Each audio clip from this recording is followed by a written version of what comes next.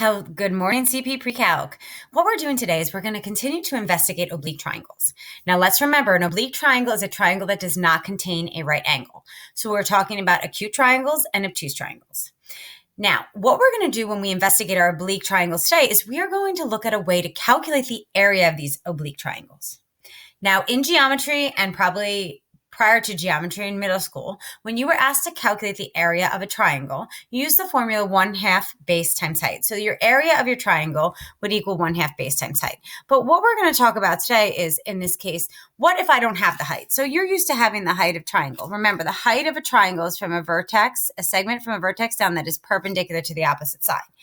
But if you're given two sides and an included angle, we won't need to know the height in order to find that area. We can use the formulas that we have here. So this is like special fun with area.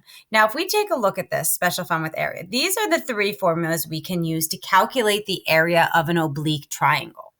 Now, when you look at this is SAS, meaning you're given two sides and an included angle.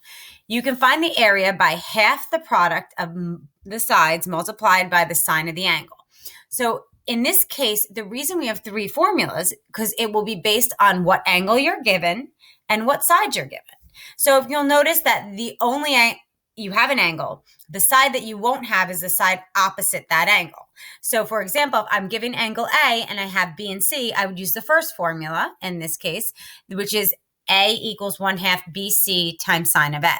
If I'm given angle C, and I have side lines AB, I would use the third formula. Area equals 1/2 AB times the sine of C. Now remember, guys, when we calculate this, we're doing everything in degrees, so make sure your calculator is in degrees. So now in this case, they say find the area of triangle ABC if A is 10, B is 14, and C is 46. So if you take a look at this, we know it's the included angle, because if I highlighted it here, actually let me not do blue because it's blue and purple, I can look, I'm given A, side length A, I'm given side length B, and I'm given angle C. So you'll see that C is included between A and B. So if I'm given angle C, I am going to use that third formula, if it lets me highlight it right there, guys. All right, so I'm going to use that third formula. That's the formula I'm going to use. So if I come over here, I'm going to say the area will be equivalent to 1/2. It says A times B. Well, I'm given A is 10.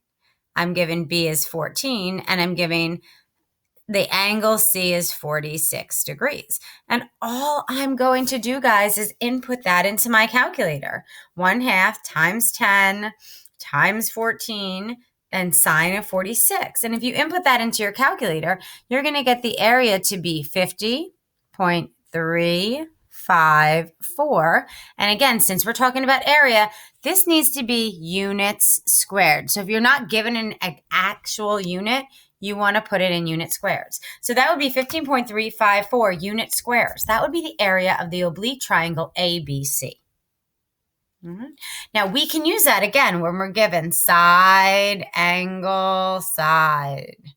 All right, guys, when I'm given side, angle, side, I just want that highlighted. I don't know why it's there. We're good. Side, angle, side.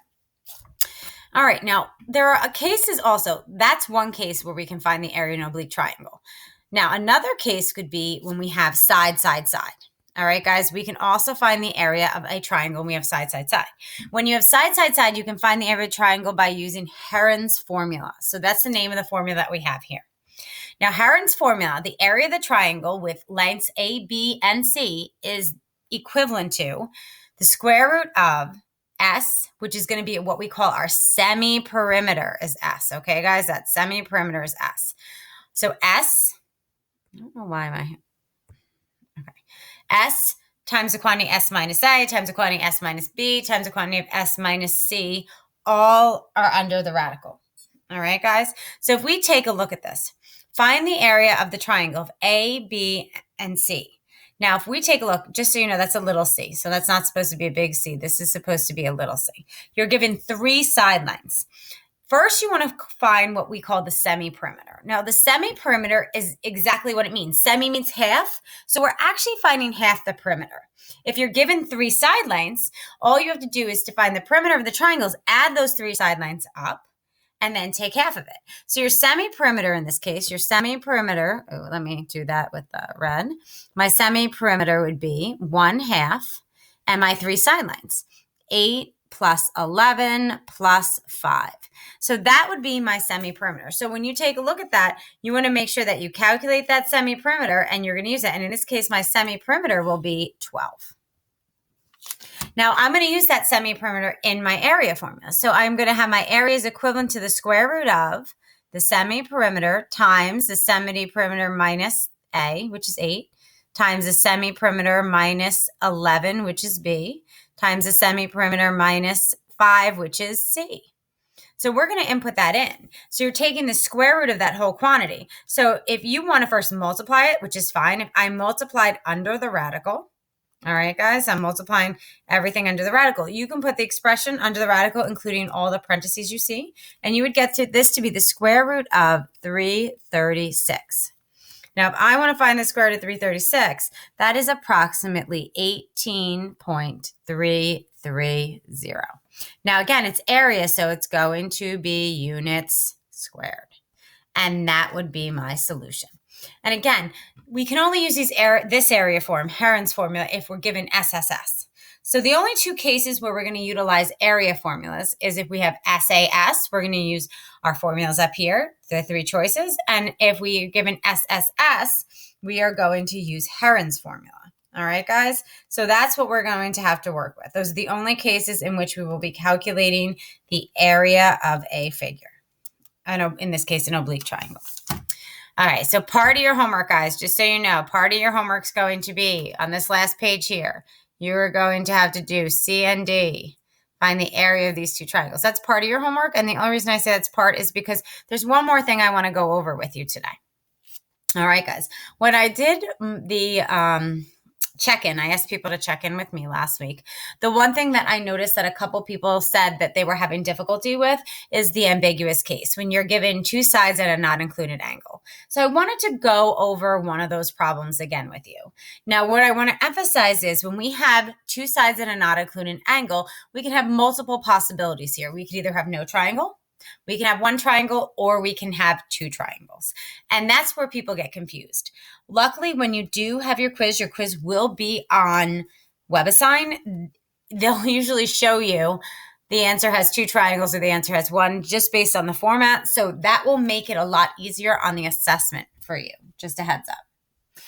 So the first thing that we're going to look at, guys, is right here. So if I take a look, I'm going to give you an example. I'm going to give you an angle A. Angle A is going to be 25.2 degrees. Okay. I'm going to then give you two side lengths. I'm going to give you side length A is 6.92 and side length B is 4.82. Okay.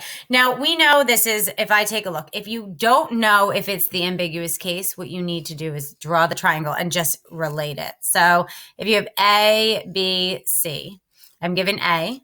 And if you take a look at it, you'll see, if I highlight, I'm going to do it in yellow. If I highlight, you'll be able to see I have, I should probably label the parts first. I have A, B, C.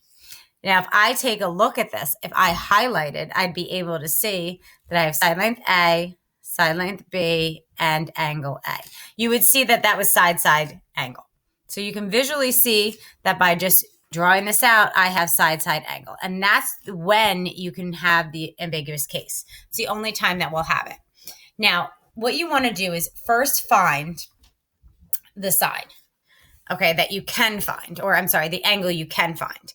In this case, we're given A, side length A and angle A. So that means when I set up my law of sines, I'm going to put 6.92 over the sine of 25.2. Now that'll be equivalent to my side length B over sine of B, which I don't know. But I'm using all the information that I'm given to help me find out what B is.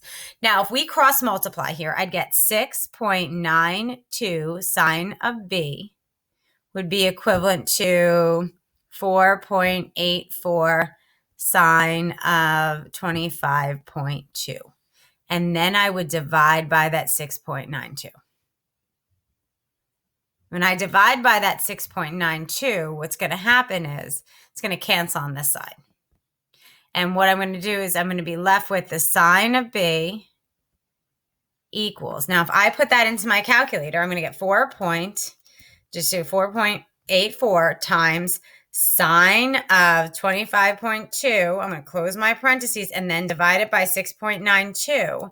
And I'm going to get 0.298 approximately. All right.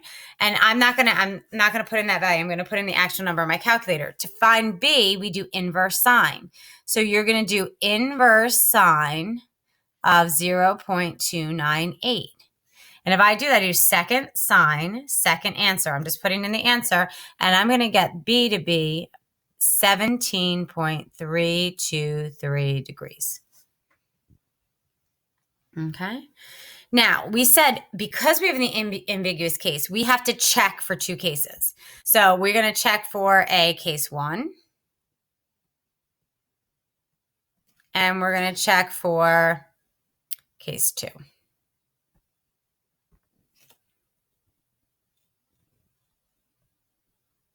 All right. Okay, so if I'm checking for both those cases, okay, guys? So we're checking for both those cases. All right. So what we're going to do here is to take a look. Case 1 will be the angle in which you found.